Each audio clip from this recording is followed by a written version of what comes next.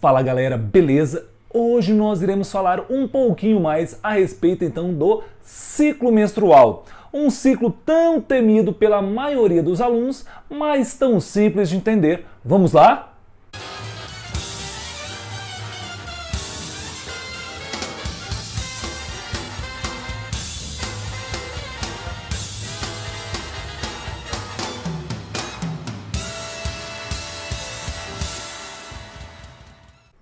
Então o ciclo menstrual, ele não passa então de uma sequência então de fatos que são ocasionados então por hormônios. Hormônios são substâncias que são produzidas então por algumas glândulas, né? E que ao chegar em uma outra célula destino gera alguma transformação. Então nós iremos entender um pouquinho como funciona o hormônio FSH, hormônio folículo estimulante, o hormônio LH, hormônio luteinizante, o estrógeno, a progesterona, o que é o corpo lúteo, né, o que é o endométrio, tudo agora no esqueminha que eu vou passar para vocês. Então olha aí essa imagem, vamos lá. Então por meio dessa figura vamos entender um pouquinho como ocorre o ciclo menstrual. Ciclo menstrual, então, se dá início no início da primeira menstruação e ele vai até o início da outra menstruação, tá? Então, a mulher, ela teve a sua menstruação, né, liberou o muco lá chamado de endométrio, que estava no seu útero, e a partir do momento, então, que ocorre a menstruação, a adenohipófise começa, então, a liberar um hormônio chamado de hormônio folículo estimulante. Esse hormônio folículo estimulante, o nome já diz, ele vai estimular o folículo ovariano a começar a crescer. Então começa a ocorrer o desenvolvimento desse folículo ovariano. Esse folículo, por sua vez, a partir do momento que ele desenvolve, ele começa então a produzir o hormônio chamado de estrógeno, que tem várias funções, tá? Mas nesse caso a gente vai ver somente aí algum.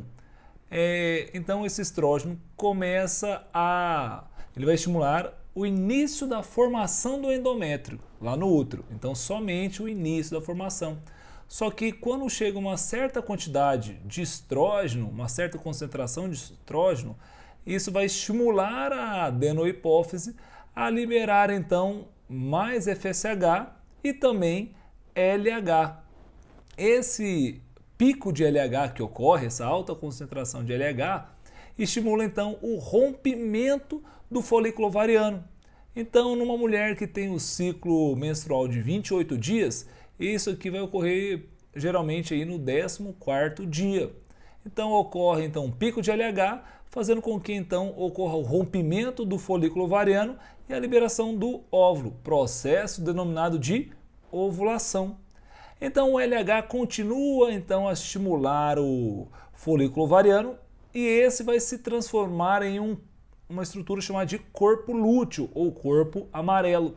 Esse corpo lúteo então começa a produzir um hormônio chamado de progesterona.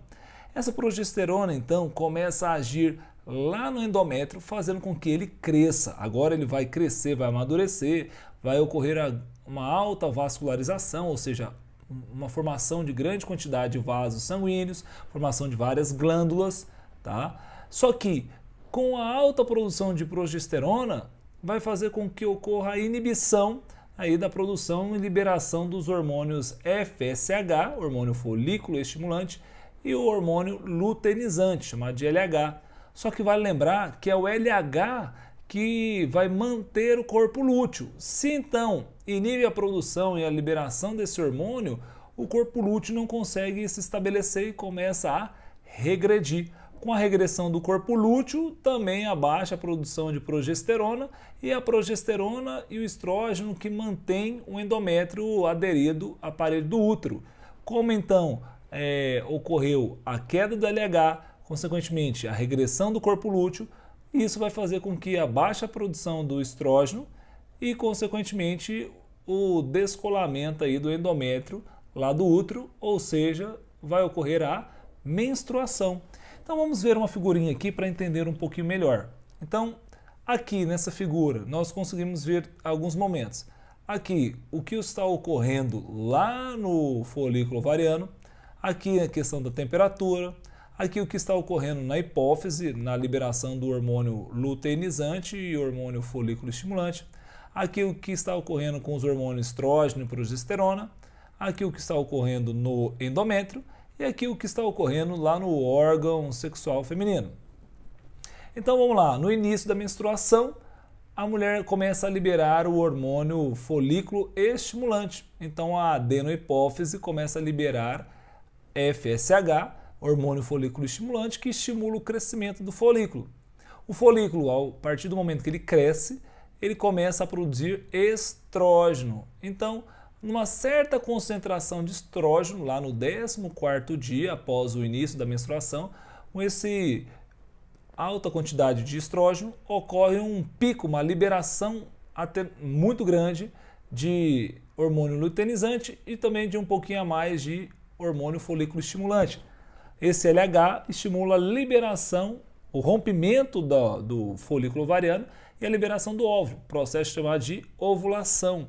Isso faz com que a temperatura da mulher suba meio grau. Tá? A partir do momento que liberou o óvulo, o LH continua a agir sobre o folículo ovariano, fazendo com que ele se desenvolva e se transforme em um corpo lúteo, ou também corpo amarelo. E como eu disse, esse manda produzir, então, ele começa a produzir progesterona e estrógeno, tá? E essa progesterona, ele estimula alto crescimento, então, desse endométrio. Então, vascularização do endométrio, ele começa a crescer. Só que estrógeno e progesterona, eles inibem a produção de FSH e LH, só que era o LH que mantinha o corpo lúteo, então o corpo lúteo começa a regredir e era o corpo lúteo que produzia progesterona. Então, o corpo lúteo regride, a quantidade de progesterona regride também, estrógeno também regride, e eram eles que seguravam o endométrio. Não seguram mais, ocorre a menstruação. Aqui embaixo, só visualizando, folículo estimulante age, o folículo ovariano cresce, ocorre um pico de LH, liberando então, rompendo o folículo ovariano, liberando o óvulo vai permanecer na tuba uterina. Caso ocorra então uma fecundação, ele desce e se implanta no endométrio. Caso não, ele vai ser liberado juntamente aí com o endométrio.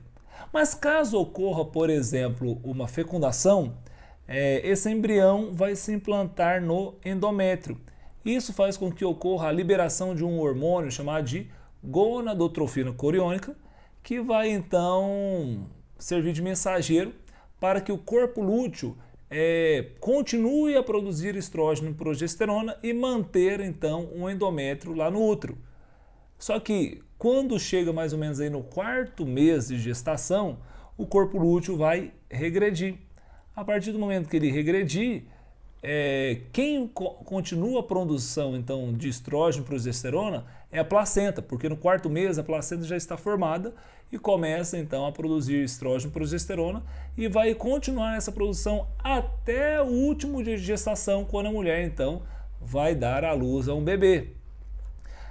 Só vale lembrar que quando então ocorre a implantação desse embrião lá no endométrio, ocorre essa liberação que eu falei de gonadotrofina coriônica e a quantidade é tão grande que então esse hormônio acaba saindo na urina. E por isso esses testes de gravidez, você utiliza a letinha aqui para colocar na urina. E caso a mulher esteja com alta produção de gonadotrofina, aqui ele vai então detectar e vai ficar essas duas bandinhas. Esse aqui no caso é o exame que eu utilizei, a minha esposa utilizou quando nós estávamos tentando ter a nossa filha. Tá? Então deu positivo aqui para a gravidez. Pessoal, espero que todos tenham gostado. Se você gostou, então curta esse vídeo, compartilhe para um colega seu que você sabe que está estudando esse tema também. Se você ainda não é inscrito no canal, se inscreva agora para que sempre que aparecer uma nova videoaula, você seja o primeiro a receber. Grande abraço, até mais e tchau, tchau!